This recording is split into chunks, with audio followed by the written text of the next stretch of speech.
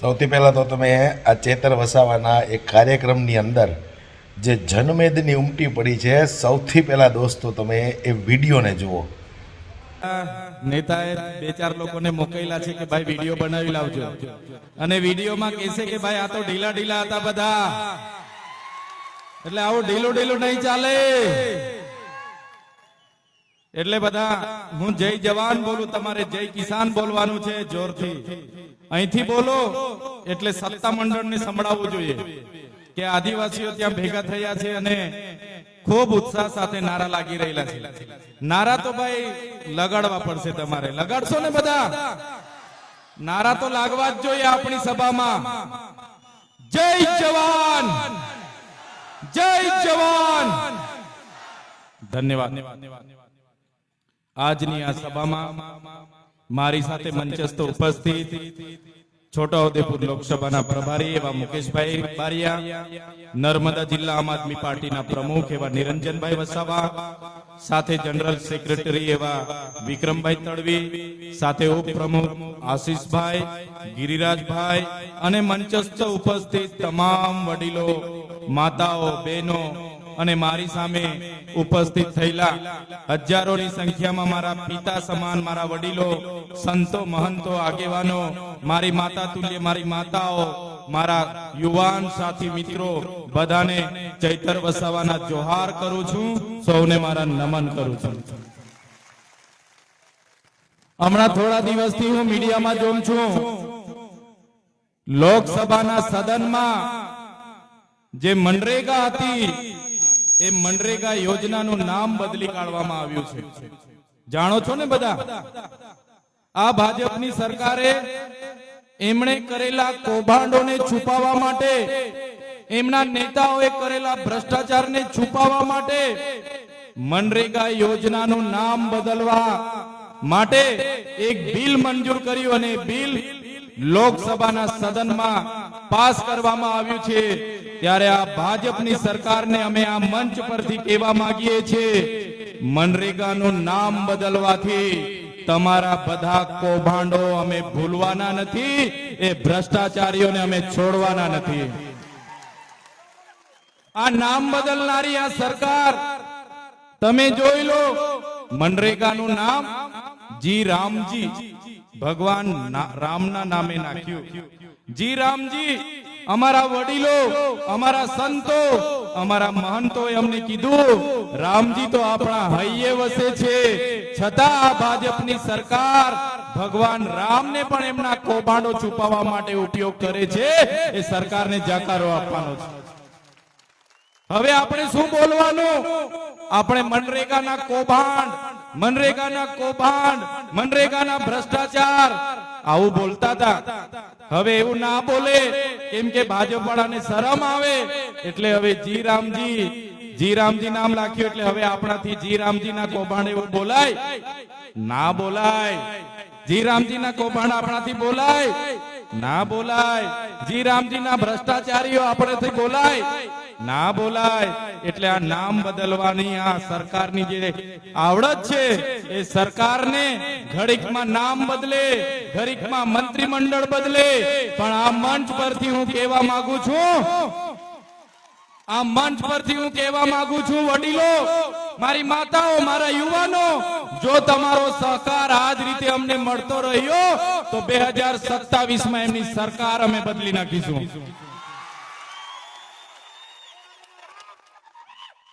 આપણા વડીલોએ કીધું છે ને, ભેંસ ઓછું દૂધ આપે એટલે એનો કિલો બદલવાથી દૂધ વધતું,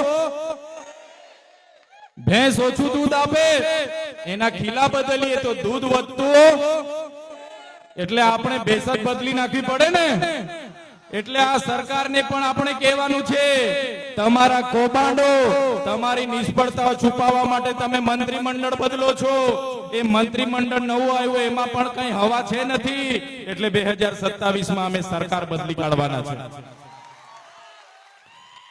અહીંયા બેઠેલા લોકોને ખબર છે, આગળ આ લોકોએ કીધું એમ, અગ્નિવીર, જ્ઞાન સહાયક, એક પેડ માં કે નામ, આત્મનિર્ભર બનો, સ્વદેશી અપનાવો, ભલભલા નવા નવા નામો લાવીને આવે છે આ સરકાર. રથયાત્રાઓ કાઢે છે. ત્યારે આજે આપણા વિસ્તારની હાલતની વાત કરું તમને. અહીંયા બેઠેલા કેટલાય વડીલો એવા છે એમની પોતાની જમીનો આ નર્મદા ડેમમાં ગઈ છે. અહીંયા બેઠેલા કેટલાય વડીલો એવા છે જેમની જમીનો આ કરજણ ડેમમાં ગઈ છે. અહીંયા બેઠેલા કેટલાય વડીલો એવા છે જેમની જમીનો આ નર્મદાની મુખ્ય કેનાલમાં ગઈ છે. અહીંયા બેઠેલા કેટલાય લોકો એવા છે જેમની જમીનો સ્ટેચ્યુ ઓફ યુનિટીમાં ગઈ છે. અહીંયા બેઠેલા કેટલાય વડીલો મારી સામે એવા છે કે જેમની જમીનો વિયર ડેમમાં ગઈ છે. ત્યારે આપણે કઈ બોલતા નથી. આપણા નેતાઓ જ્યારે બારોબાર આ લોકોને ઠરાવો આપી દેતા હોય છે ત્યારે આ લોકો ફરી આપણી જમીનો નેશનલ હાઈવે 56 માં લેવા માટે આવવાના છે. આપણી જમીનો હાઈ સ્પીડ કોરિડોર જે અંકલેશ્વર થી એકતાનગર આવે છે એમાં જમીનો લેવા માટે આવવાના છે. આ લોકો આપણી જમીનો સાપુતારાથી સ્ટેચ્યુ ઓફ યુનિટીના કોરિડોરમાં લેવા માટે આવવાના છે. મારા વડીલો, મારી માતાઓ, મારા યુવાનો, આ લોકોને આ મંચ પરથી આપણે કહી દેવાનું છે કે હવે અમે વિકાસના નામે 1 ઇંચ પણ જમીન આપવા તૈયાર નથી. અમે આટલી મોટી જમીનો આપીએ, અમારા ગામો ને ગામો ઉઠી ગયા, અમારો પરિવાર વિખરાઈ ગયો, અમારો સમાજ, અમારી સંસ્કૃતિ, અમારી પ્રકૃતિથી અમે છિન્ન ભિન્ન થઈ ગયા.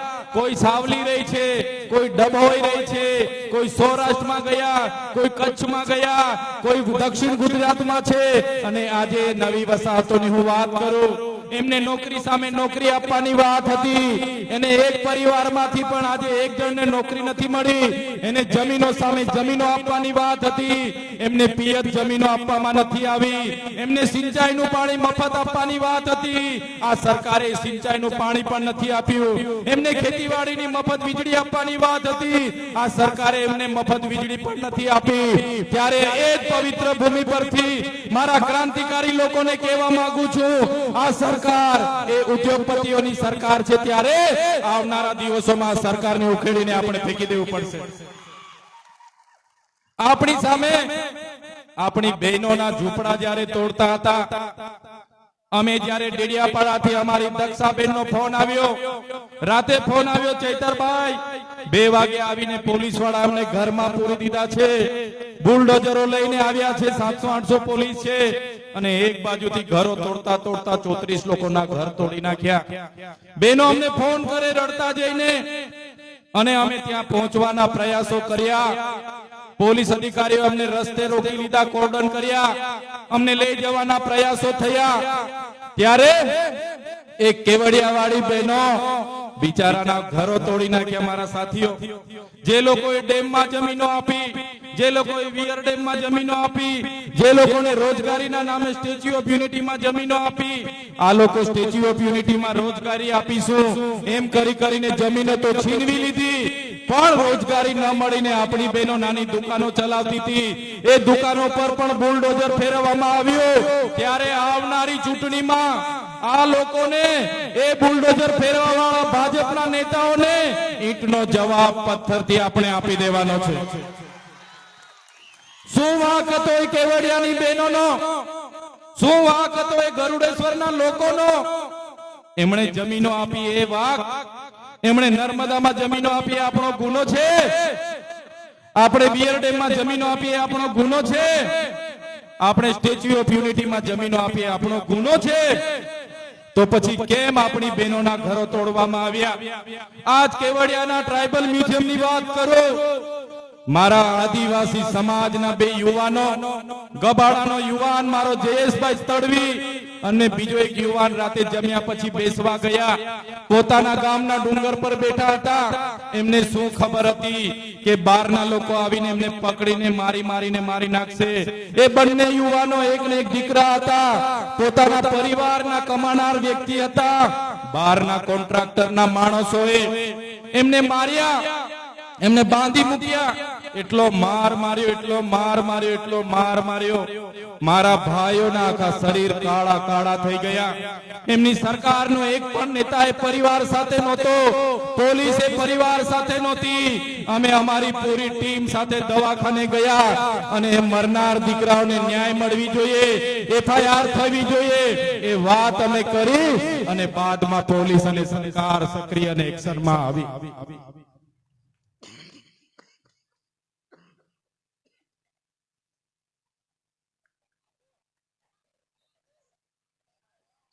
સાથીઓ, જે આપણા ભાઈઓને મારી નાખવામાં આવ્યા, એ પરિવાર જ્યારે અમારા ખભા પર હાથ મૂકીને રડતું હતું ત્યારે એમનું દુઃખ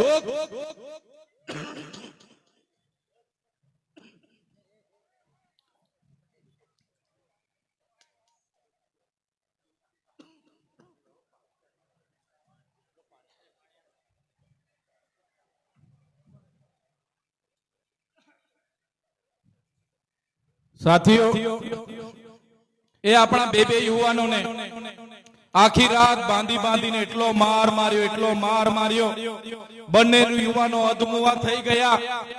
એ પરિવારના લોકો પોલીસ વાળાને વિનંતી કરે કે ભાઈ અમારા છોકરાની કાર્યવાહી કરો. અહીંના ભાજપના ધારાસભ્યને સાંસદને ફોન કર્યો કે બહારના લોકોએ બરોડા અમદાવાદની એજન્સીના માણસો અમારા દીકરાઓને મારી મારીને મારી નાખ્યા. કોઈ જવાબ નહીં આપે, તંત્ર જવાબ નહીં આપે, નેતાઓ જવાબ નહીં આપે. અમને રડતા જઈને ફોન આવ્યો સવારે 8 વાગે. મને કીધું, ચૈતરભાઈ, અમારા દીકરાઓને મારી મારીને મારી નાખવામાં આવ્યા છે, તમે હોસ્પિટલે આવો. અમે હોસ્પિટલે પહોંચ્યા. એ જયેશભાઈના મમ્મી અને પપ્પા, એ બીજા ભાઈ હતા એના મમ્મી અને પપ્પા અમારા ખભા પર હાથ મૂકીને રડે. એમનું દુઃખ અમે મહેસૂસ કર્યું. અમને થયું કે અમારો ભાઈ, અમારો એક ને એક દીકરો, એક ને એક ભાઈ, અમને અમારા ભાઈઓને જે જનતાએ માર્યા છે, જે બહારના લોકોએ માર્યા છે, એમના પર કાર્યવાહી થવી જોઈએ. અમે ત્યાં મોરચો લઈને ગયા, એસપી કચેરીએ ગયા અને કાર્યવાહી કરાવી. ત્યારે એ દીકરાઓને ન્યાય મળ્યો, એમને વળતર મળ્યું. ત્યારે નેતાઓને હું કહેવા માંગુ છું, જ્યારે કેવડિયામાં એ 2 યુવાનોને મારી નાખવામાં આવ્યા, જ્યારે દિવાલ ખસી પડી ત્યાં 3 યુવાનો મરી ગયા. તિલકવાડામાં હમણાં 2 યુવાનો મરી ગયા. ત્યારે યુવાનોની વાત કરવા માટે કોઈ આવ્યું નહીં. અને ચૈતર વસાવા જ્યારે એમના માટે આવે, ચૈતર વસાવા જ્યારે ઝૂંપડા તોડે એ બહેનો માટે આવે, ચૈતરભાઈ વસાવા જેની જમીનો જાય એના માટે આવે, ત્યાં અહીંના નેતાઓ કહે કે આ ચૈતર વસાવા કેમ અહીંયા આવે છે? ત્યારે નેતાઓને મેં કહેવા માંગુ છું, આપણું ગામ ચાપટમાંથી મહિલાને જે ઝોલીમાં લઈને જતા જતા રસ્તે મરી ગયા, એ બેનનું દુઃખ મેં મહેસૂસ કર્યું. અમારી બહેનોના ઝૂંપડા તૂટી ગયા, એ બહેનોનું મેં દુઃખ મહેસૂસ કર્યું. અમારા યુવાનોને જે મારી મારીને મારી નાખ્યા, એ યુવાનોનું દુઃખ મેં મહેસૂસ કર્યું. ત્યારે એ લોકોને ન્યાય અપાવવા માટે ચૈતર વસાવા કેવડિયામાં આવે છે. તમારા માટે મત મહત્વના હશે, ચૂંટણી મહત્વના હશે, મતબેંક મહત્વનો હશે. ચૈતર વસાવા માટે અમારો સમાજ મહત્વનો છે.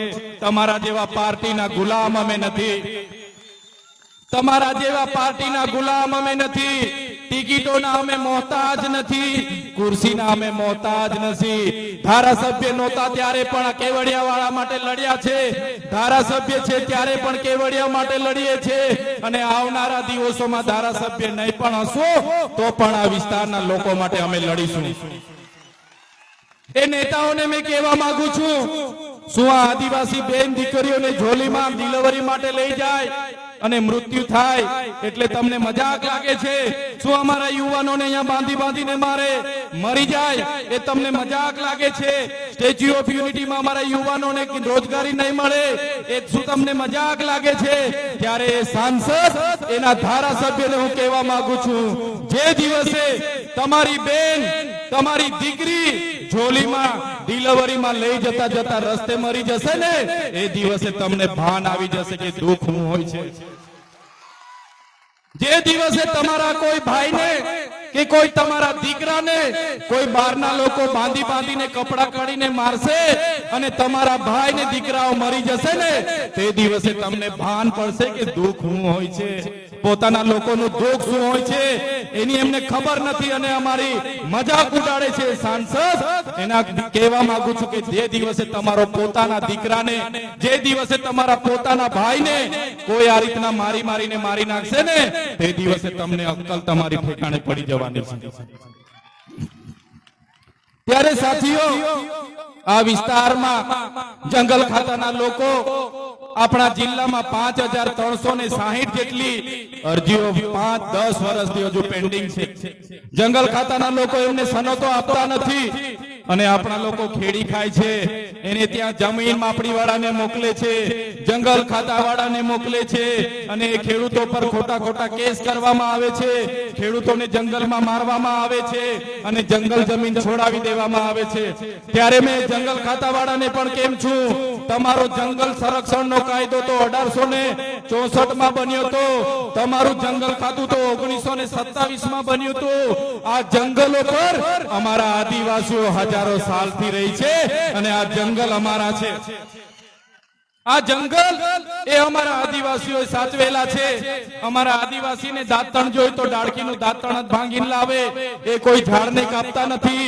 અમારા આદિવાસીઓને ઘર માટે દાંડી જોઈ તો દાંડી જ કાપી લાવે, અમારા આદિવાસીઓને થાંભલી જોઈ તો થાંભલી કાપી લાવે. આખા જંગલને અમે નાશ કરતા નથી. એટલે જંગલ ખાતાવાળાને કહેવા માંગુ છું, તમારી સરકાર, તમારું જંગલ ખાતું, તમારું પોલીસ ખાતું પણ નહોતું ત્યારથી અમારા લોકો આ જંગલમાં રહી છે. એમને હેરાન કરવાનું બંધ કરી દેજો. અમારા આદિવાસીઓને હેરાન કરવાનું બંધ કરી દેજો.